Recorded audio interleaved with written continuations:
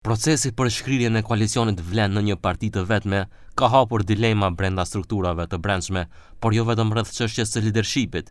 Debati kryesor duket se është zhvendosur te parimet e funksionimit dhe ndarja e pushtetit mes 4 subjekteve përbërëse. Zëvendës kryeministri Arben Fetaj thekson se barabarësia mes 4 partive është parim themelor, duke sqaruar se hisja e vlen ndahet në 4 çerek.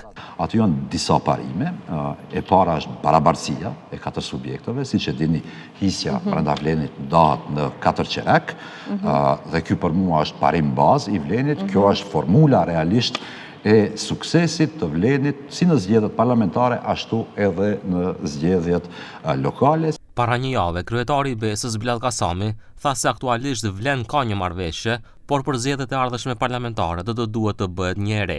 Por a do të pajtohen Kasami dhe Mexhiti që edhe në zgjedhjet e ardhshme të vlej parimi i ndarjes në 25% për 4 subjektet, kjo mbetet për të parë.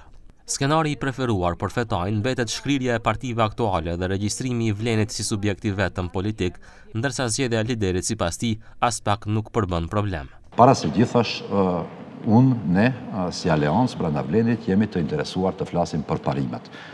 Çështja e zgjedhjes së kryetarit është proces që nuk është as pak problematik, edhe që vije krejt në fund kur dakordohen premisat, parimet, mënyrat e funksionimit dhe strukturimit.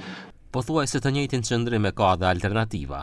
Afrim Gashi sot në brifing me gazetarët u pyet për këtë temë dhe ja çka u përgjigj. Në Alternativë po diskutojmë më shumë për parimet dhe për vlerat, ideologji dhe për programin që ta ketë vleni. Bëhet fjalë për 4 organizata politike. Kemi kaluar cikle të vështira që ishin të suksesshme sepse vendimarrja e barabartë dhe konsensuale na bëri të suksesshëm. Ndryshe, pjesë e vlenit janë BESA, Lëvizja Demokratike, Alternativa, Fraksioni i Aleancës për Shqiptarët, Vetëvendosje dhe Arbëria.